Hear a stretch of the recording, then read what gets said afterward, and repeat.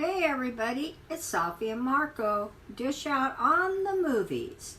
And today we are doing the top 10 good episodes of the X-Files. Yesterday we did the lowest 10 episodes of 218 episodes of the X-Files show, including both of their movies. And today we are doing the best 10, the top 10 good episodes. So, and what I will do is I will post the entire list in the comments section, because in case people want to see where we ranked other episodes, there's certain ones where it would have been nice to talk about them in particular with the bad ones. I really feel like How the Ghost Stole Christmas, I could have easily put that as the worst episode of the series. Which is a shame. And then there are other ones, like for the good ones, you have the Lone Gunman episodes and some stuff like that, and the Calasari, and episodes like that. But I guess we don't get to talk about them. So, it's really interesting because I did the statistics. And for the A tier, the majority of all the A's, not the top 10, but the majority of the A's came from season 2. Had like 10 or 11. So it wasn't even close. With all the other A's, it was spread out pretty evenly, but it wasn't even close. It was just season 2, everything else. But for the top 10, it's very interesting. Season 3 had particularly standout episodes. So let's talk about the top 10, Safi. Oh, brother. Okay, well, number 10 is Babylon. That is an episode from season 10. And this involved Scully and Mulder and the replica Scully and Mulder, who were younger and supposed to be kind of like the reverse of them and their attitudes in the very beginning of the whole series. And what happened was, I think it was a library an art gallery was blown up by 2 suicide bombers. And I swear to God, when I watched it, I had no idea that they were going in to blow it up. I couldn't see anything. They looked like they're wearing normal clothing. I mean, pants and shirt, and I didn't see anything. I mean, it must have been the most well-hidden suicide vest I'd ever seen, because I was so shocked that they were supposed to be suicide bombers. But anyway, it was what happened was they wanted to know, the FBI, who are they working with? Were there others? Could there be other bombings? All kinds of information about that anybody who was doing an investigation of something like that, what they would be wondering and thinking about. And so they had to, one of the suicide bombers was barely hanging in there. And I guess... Yeah, he kind of looks like Safi when she's tired. Well, I passed out a while ago. I mean, I just literally fell asleep in my chair while I was eating dinner. I didn't even realize it. I mean, that was just how tired I was. Was it like in the movies where they have the face planted into the food? No.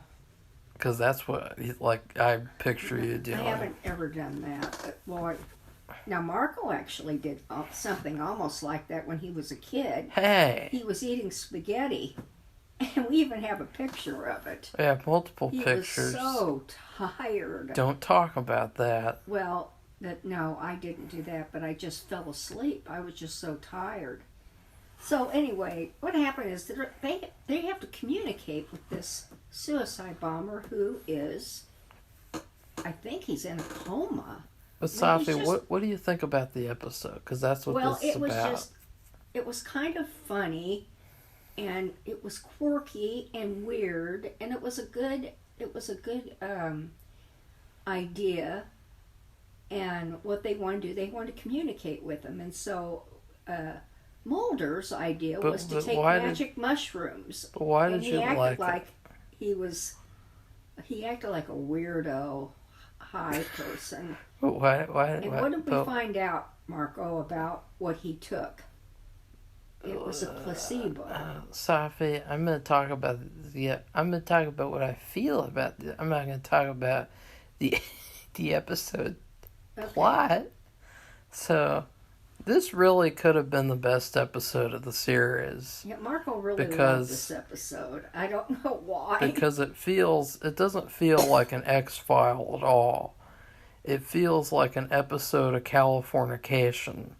Oh. And in fact, the whole time I thought it would have been perfect for this to be a crossover with Californication, where the main character from that show came on, and he's the one who tells Mulder to take magic mushrooms. Yeah.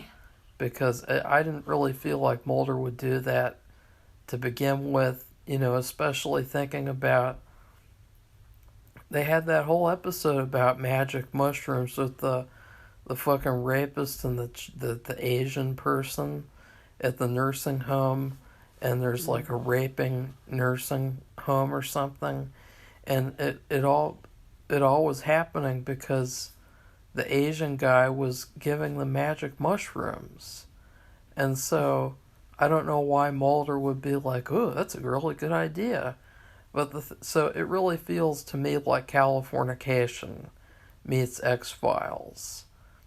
And so that's why I liked it, and I thought it was perfect. But the thing that ruined it was the fact that they just had to ruin something, because this is the revival. It's the shitty X-Files, so they had this shitty ass fucking shit where it's actually a placebo. It's not mushrooms. It's a placebo. And that just totally, that's the reason why I put this in number 10 and not number 1, is because I thought about, that twist was terrible. That was so disappointing. It was so queer and stupid. And it was like, it was almost like the show they didn't want to get in trouble for endorsing magic mushroom. Which is ridiculous. Taking. They've had a very famous writer, anthropologist. What he wanted to do is get on this plane of a level of spirituality where he could reach the suicide bomber in this realm. And he even though he took a placebo, he swore up and down that he did meet him, and he actually remembered. What was it that he remembered? Some kind of a code or something, and it was in Islamic. It was in a different language, and he memorized when he met him in the mushroom dream, which wasn't a mushroom dream. I can't even remember what they took that was a placebo, but it was I don't know if it's like 3 words or something, and one of the other FBI agents of the two that were the fake Scully and Mulder, he knew Islamic, the Islamic language, and he knew what the words meant, and then they knew where the bombs. Okay, so moving on, the episode.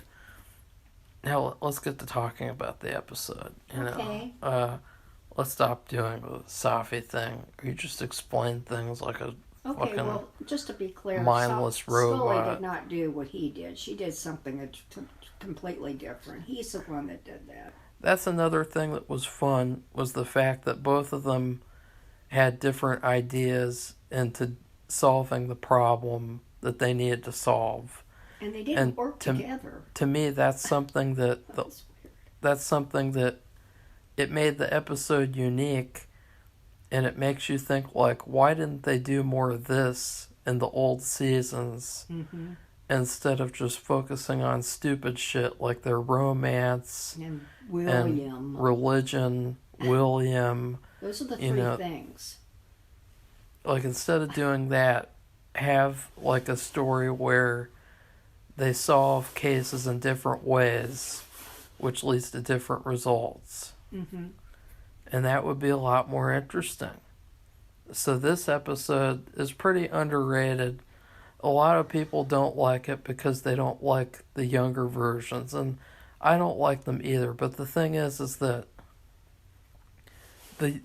okay, and you're gonna have to take that jacket off because it's background noise. I can't. I'm freezing. Okay. Oh, nobody wants that. Okay, well, I'm sorry. I'm cold. You look like a hobo crackhead. I don't care. I'm cold. From Detroit. I'm cold, and Marco won't from turn Detroit. the heater on, and I'm cold. From Detroit. Okay, whatever. Fucking Detroit. Okay, let's just move on. Detroit, Safi. It's late. We're only on number 10. Detroit, Safi. So, young Mulder, he's a boring stick. He's just like a fucking stick bug, and he's just the worst. He's very enthusiastic, though. It's just like, I hate his character so much, I literally just want to reach through the screen and, like, crush his head until it's nothing. Till it's exploded. And then young Scully, she's like a dumb bitch, but she'd make the perfect actress for, like, Californication. So that's what made the episode good, is that it felt like really weird, because it almost felt like Chris Cop-Out Carter was trying to pay tribute to Californication, which came off as really awkward, because, Chris Cop-Out Carter, he's an old man. He thinks about pedophiles castrating themselves when they're 26, and he thinks about weird situations like that. And so his tribute to Californication is just so hilarious and so just outrageous that, to me, it is really good episode, and it deserves a mention. Like, just because those two young people are pieces of shit, at least the younger people are trying. Like, fucking David Duchovny and Gillian Anderson, they're not trying at all in seasons 10 and 11. And so, at least those younger idiots are trying. They're coming off as retarded, but at least they're trying. So, Safi, what's number 9? Number 9 is Clyde Bruckman's Final Repose. Now, obviously, this is the episode that everybody hypes up. They say it's the greatest thing ever made. And to be fair, it's a really, really good episode. And in fact, it was so good that it made us devote a whole week to Peter Boyle, he was the star of the episode. The star of the episode. And he was really good. Yeah, he made the episode. He really did. But that's the thing. That's why this is number 9. Is because if he wasn't in the episode would be trash. Yeah. And it's, like Marco said, we did a whole week of watching movies that Peter Boyle has starred in. And the X-Files episode was the best that out of everything we saw, the X-Files episode was the best. No, I think that you liked Joe, because you agreed with a lot of the points that he made in the movie. Yeah, but I still thought I think you're full of it. No, he did just such a good job. And I was like, my God, it's too bad that he wasn't in more than just one episode. Yeah. And I know Marco has just repeatedly mentioned things like this. Why didn't they do a 2-parter? And why didn't they bring that person back? Why did they kill him off? And they did not take advantage of the opportunities that were given to them and just like almost thrown right in their faces. Because they had to know when to leave the party. I'm so sick of hearing that. It's almost like pretentious to say that. It is pretentious. But the thing is that this episode was really good. And the thing is with that Brad Dourif episode, which I'll say in the whole series, he's probably the biggest character who should not have been killed off. Yeah. That was very big disappointment.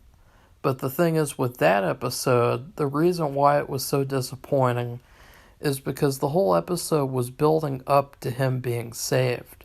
The whole episode is about how he's on death row and he's trying to pretend, or he's trying to show that he's psychic now because of a past experience where he almost got electrocuted to death.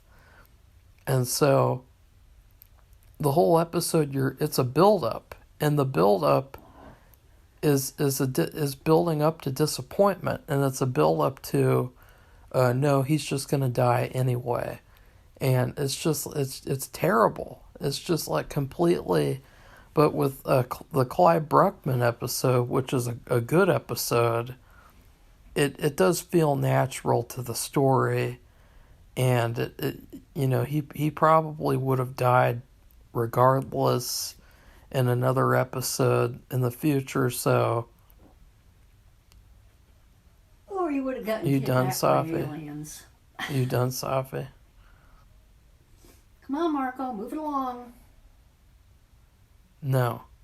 So the one of the things I liked about the episode was, of course, the comedy with that fake psychic at the beginning, where he's going around the crime scene and he's like a weirdo. And see, that thing is similar to the humor in Babylon.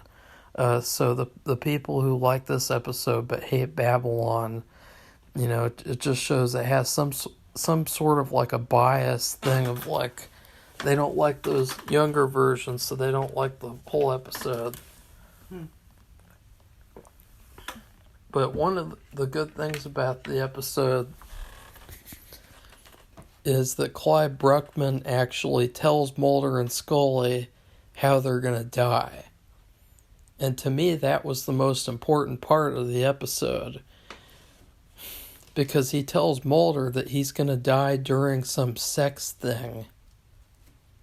I don't know, like during some sex game. Really? Which was funny because it's like knowing that he has a sex addiction is pretty funny. And then with Scully, he says, "You're never going to die."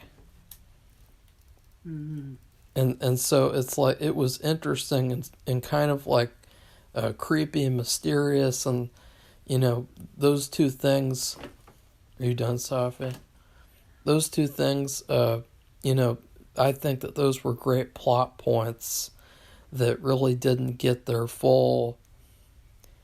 Because if I were making the show, then obviously wouldn't you want to end the show showing those two fates happening? Because then everything be going full circle.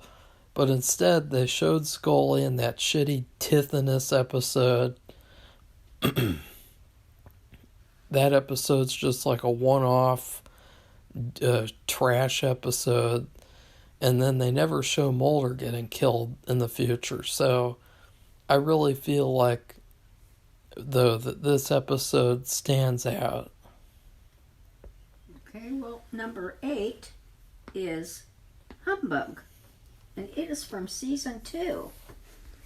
And it's about some killings that happened at the circus. A visiting circus. Now, this episode, I don't really have anything to say, because this is just one of those episodes where you just watch it and you know that it's really good. Like, there's not really anything to say about it. It's really good. That's it. Okay. All right. Well, number 7 is John Doe. And this is, darn it, Season 9. Yeah, I put it on 3 lines instead of 2. And John Doggett he and Monica Reyes are 2 agents that came in to replace Scully and Mulder, basically.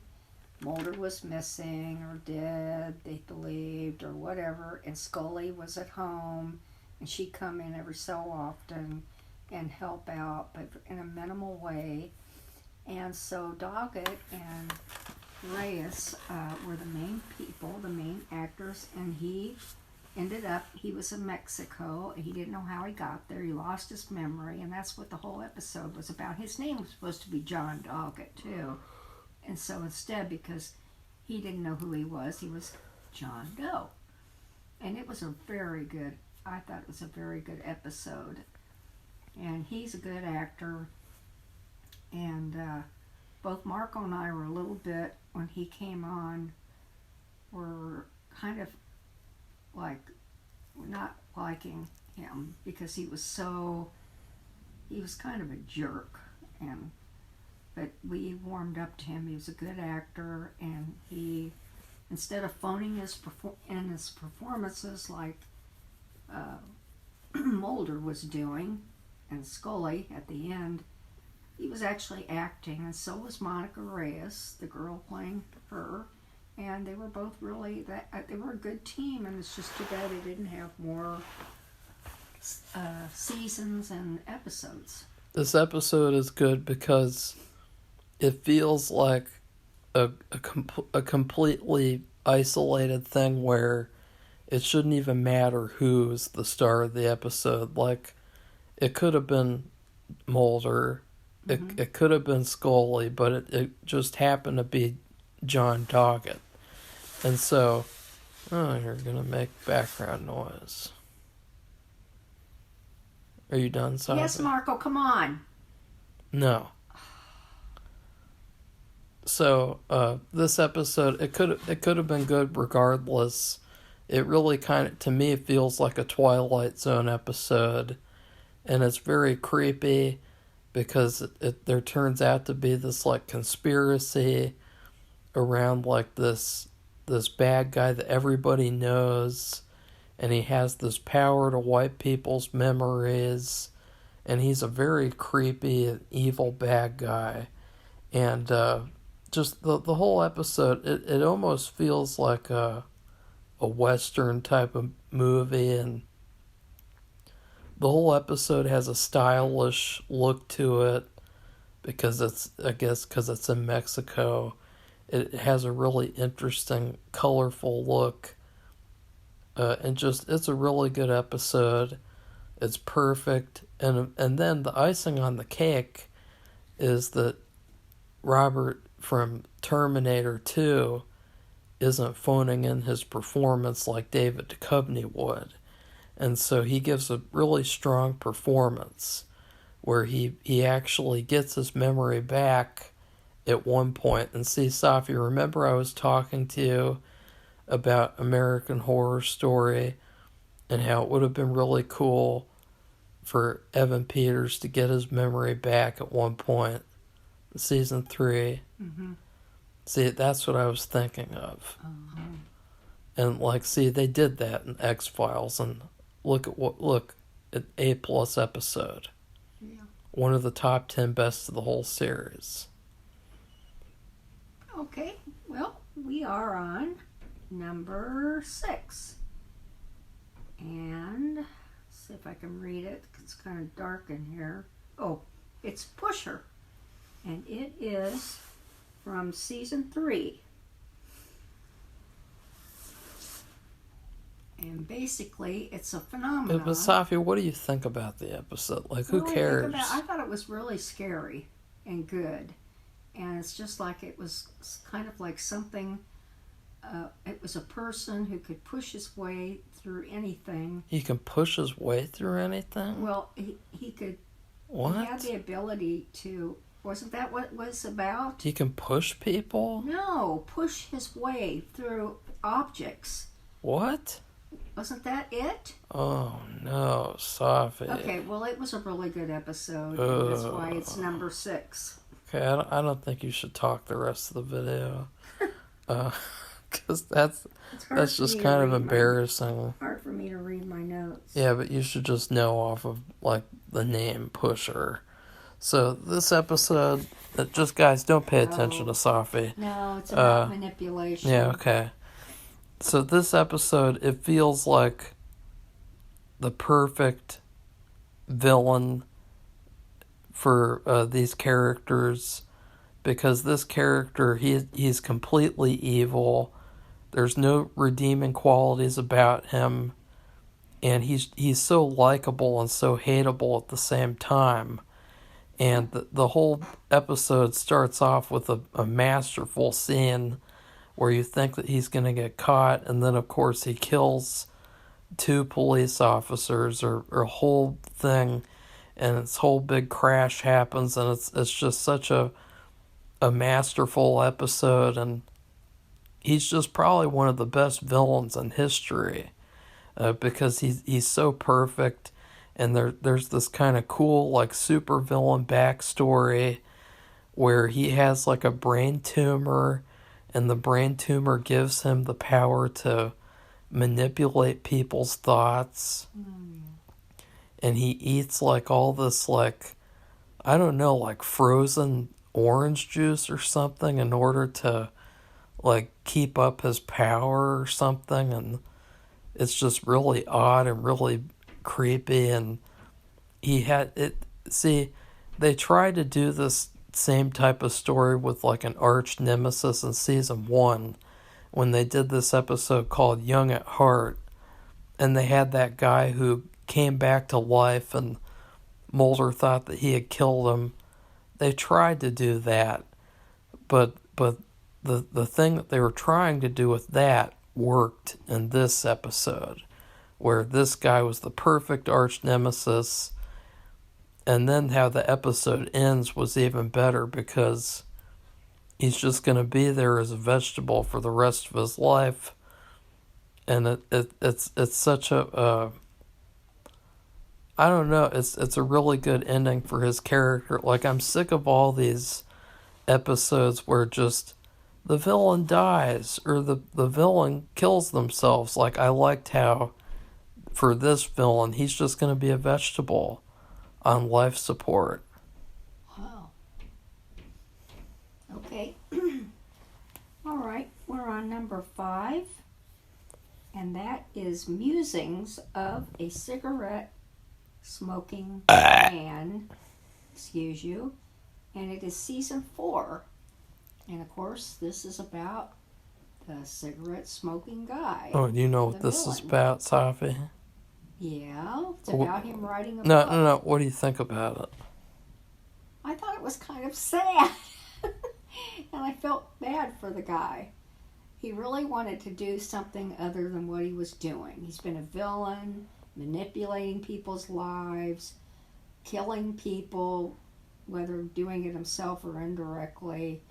And he wanted to be a writer, and he decided he'd write this book, and it was rejected. And I don't know if it was rejected by more than one place, but he didn't bother to try anymore after his initial trying to get it published. And it was not rejected. He was disappointing. He was disappointed. It was not rejected. Well, what do you mean? It wasn't a bestseller. He wrote a story for, like, a magazine, and they put it, like, in this little tiny place where people could hardly even read it, and it was just this little thing shoved away, and he thought that it would be like a front page thing or something, and so this is another episode where In Isolation is just a perfect episode.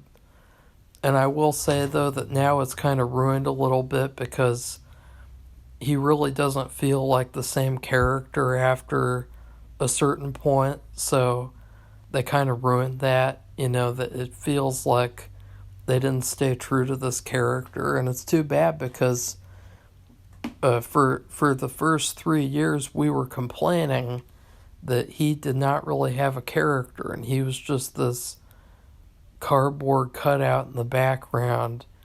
And he finally got character in this episode, and it was a great twist when you find out that it was all not even true, and it's just a story he's writing, and it's a very interesting episode, and it's a very good idea, a very creative idea to do this, where you go through these 3 different situations, and it almost feels like a parody, but it takes itself so seriously that you can't really have fun with it like with a parody. So it's just a perfect episode. All right. We're on number 4. And it's hard for me to read. I can't see it. It starts with an S. Is it square? Yeah, I know it's hard for you to read. I know, Safi, because you can't even read Wuthering Heights. I don't care about Wuthering Heights. It's okay to admit that you're illiterate, Safi. Oh, for heaven's sakes! Lower your eyes. I'm gonna have to look it up because of your incompetence. Well, why don't you lower know your eyes? No, lower your eyes. Squeeze. I think. Okay, so Squeeze. It's from from season 1. This is another perfect episode where it's another one where it doesn't matter if Mulder's in the episode or not. It doesn't matter if Scully's in the episode or not. And the reason why we're emphasizing that is because the X-Files episodes, the good ones, they were always good because the X-Files themselves were good. Like, that's the key. And so a lot of the bad X-Files episodes, like the ones in seasons 10 and 11, the reason why they're bad is because the X-Files aren't good. Like, even if you have these characters you like investigating them, if the cases aren't interesting, the episodes aren't going to be interesting. And for this one, it was like a horror movie. It was extremely creepy. The music was perfect. The villain was very, very good. But I will say that there are other episodes that are better. Yeah, a few. Okay, well, number 3 is Badla. And that was very, talk about creepy. This was creepy, it was gross, it was scary. It was a really good episode. And also what was interesting about it, the guy who was in Willy Wonka 2, one of the Oompa Loompas. That is not what it's called. But Badlaa?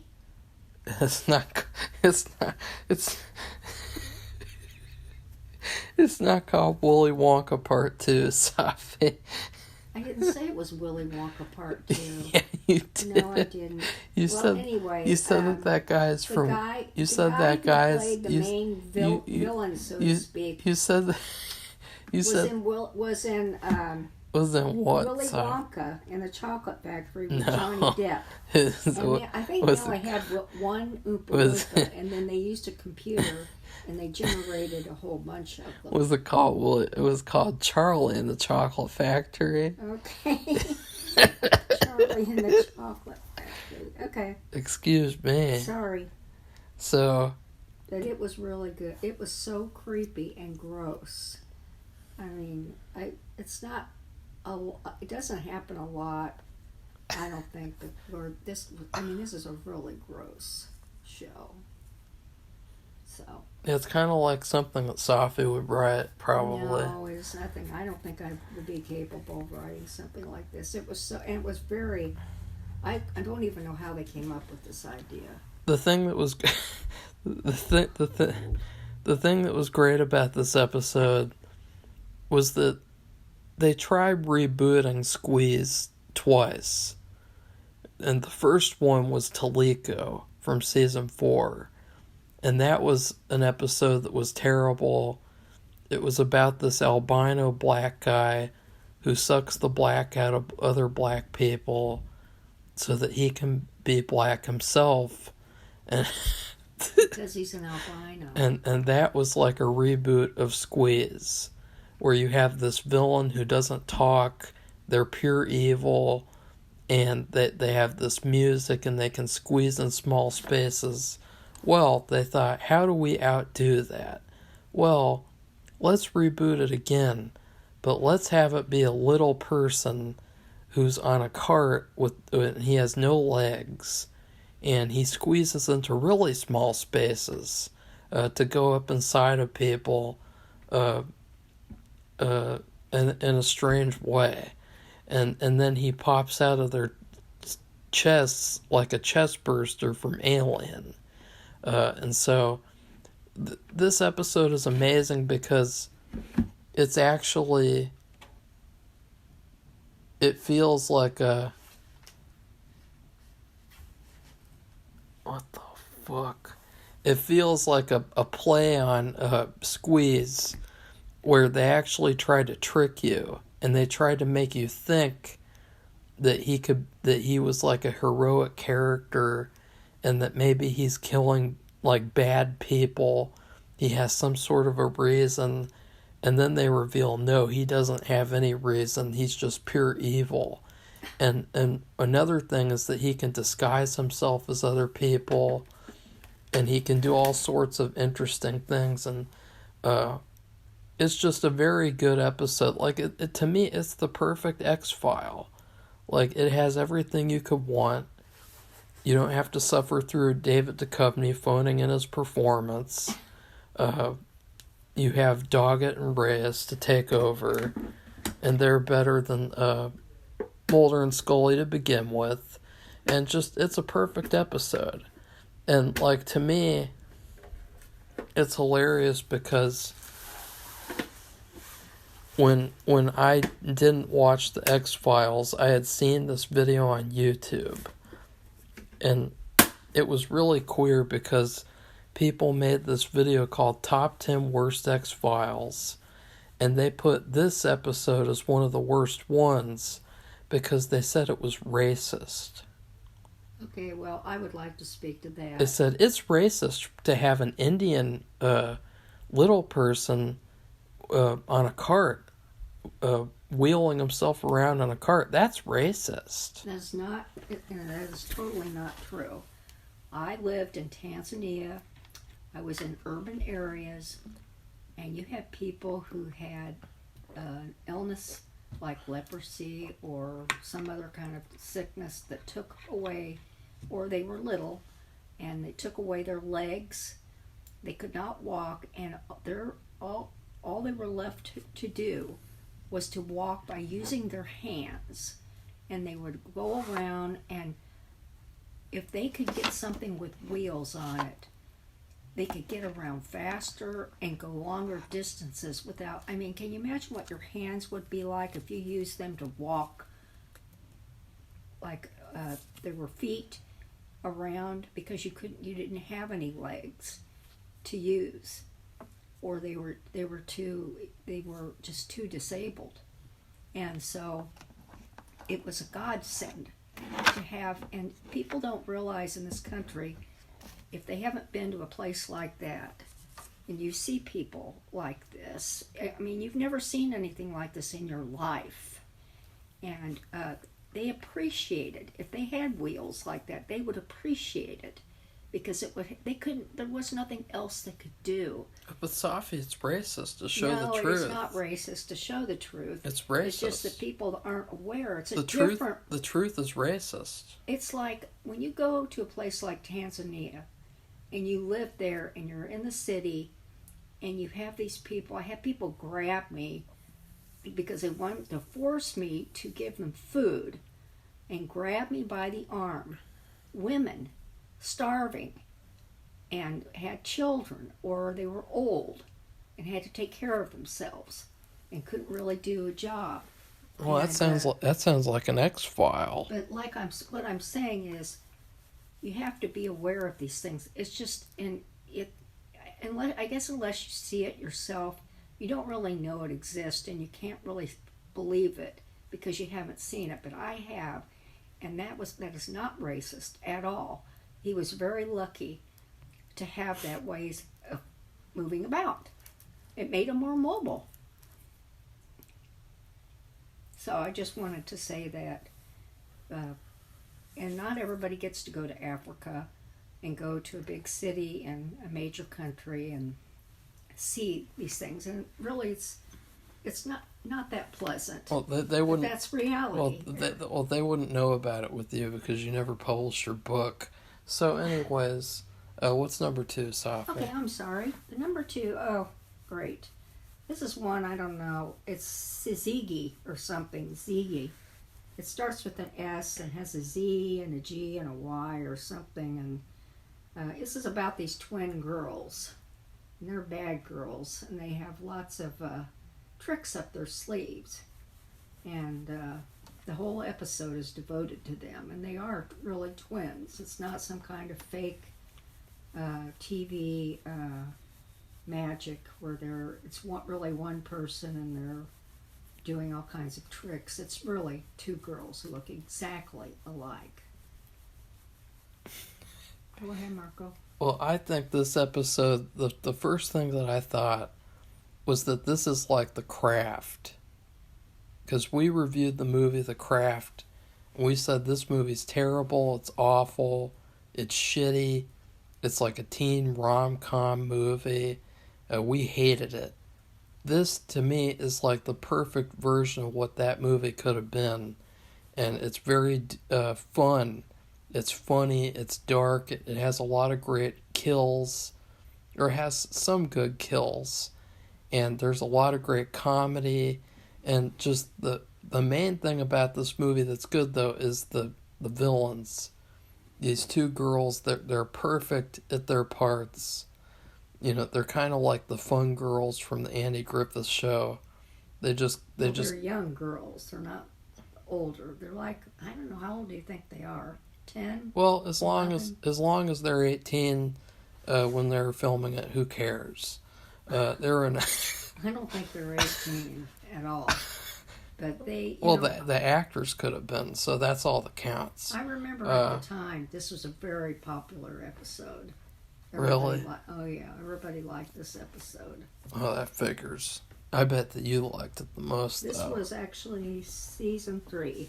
So, remember about what Marco said about season 3. They were perfect because, they were like the fun girls, they just come into town, cause lots of chaos, and leave. In a different way. Well, because that's what happened. Like, at the end of the episode, they had this thing where basically they got these powers because the planets aligned. And then once the planets went out of alignment, they lost all their powers. And so that's what it was like. And so it could happen again where they get their powers back. Because it really seemed like these girls were so powerful that they could have killed Mulder and Scully and gotten away. Yeah. It was only because of the planets getting out of alignment that they were saved. Yeah. It's a perfect episode. I would have put it as number 1. I probably could still put it at number 1 over the first place episode, but I do think the first place episode deserves first place as well. So, Safi. Okay, we're on number 1. Oh. Hallelujah. What a good spirit, Safi. The best episode of the whole X-Files franchise is called Monday, which is a very strange title. No, it's not. It's from season 6. Makes perfect sense. Well, it makes perfect sense, but for somebody who didn't know that and didn't know what it was about, all they have to do is watch the fucking episode, Safi. That's right. And it's a really, really, really good episode. And that's why we put it at number 1. And it's like Groundhog Day meets the X-Files. Right. In the best possible way. It's all about a bank heist where you have this guy and his girlfriend. The girlfriend's a pain in the ass. She won't do what she's told. Well, and the guy and her has name a bomb. and her name is Monday. And basically what keeps on happening is that Mulder and Scully keep on getting killed over and over and over again until they figure out how to do it right. And what ends up happening is that over the course of the episode, you know, the person with the bomb, he ends up becoming a really great character, and you really don't want him to die anymore. You don't want him to, in fact, you want it to be where she stops him from even doing the bank heist to begin with. And so that's how good of a character that they developed in that short of a time span. But what ends up happening is like a really great twist where it turns out that in order for everything to be set back to normal, the girlfriend is the one who has to get killed. And so he ends up killing his own girlfriend on accident, and that ends everything. And then there's no explosion. And it's just a perfect episode. Like, there's stakes to it. You feel like they could actually die. This could have been the series finale. They could have had a dark ending where they never solved the case. And Mulder, the whole episode, like, there's so little time, too. There's so little time to even, like, find out what's going on, because they don't remember each time. So they have to keep on, the girl Monday, she has to keep on telling them over and over again, this is who I am, and this is what's going on. So I really think that it's a prime example of a good X-Files episode. And I feel like this one over Suzuki, I feel like with this one, you could tell people to watch this episode all by itself, and it will get people interested in watching the rest of the series. Safi? Yeah. Oh, glad you could join us. I'm tired. Yeah, I know. That's because you're fucking sleepy, Safi. Okay, well, we're What are you? now. What are you gonna take your coffee? What are you gonna take No, your? I'm What not are you gonna gonna? take I'm going to bed. What are you gonna take after your this. black coffee like David Duchovny? No, What are you gonna keep fucking drinking get on sugar your in fucking mine. exercise bike like David Duchovny with their fucking Aquarius poster in the background like David Duchovny, I don't Safi? have an Aquarius poster in the background. Would you like an Aquarius poster? No, I wouldn't. But Why you know, not? That is You are my an- birth sign. You are an Aquarius. Okay, Marco. Anyway, that is it, folks, and I hope you enjoyed that. Wow. And if you like this podcast, or Safi, whatever you wanna when- call when it, did give you- it a thumbs up. When did you And if- become such a sellout, and if you wanted Safi? to be- God. And if you want to become one of our subscribers, we welcome you with open arms, because we appreciate a wide range of comments. As long as they're not, What? I don't know. Okay. Because I'm for freedom of speech. Well, some people unlike go certain a little people. bit nuts about their freedom of speech. No, there's no such thing. Yeah, there is. No, there's And not.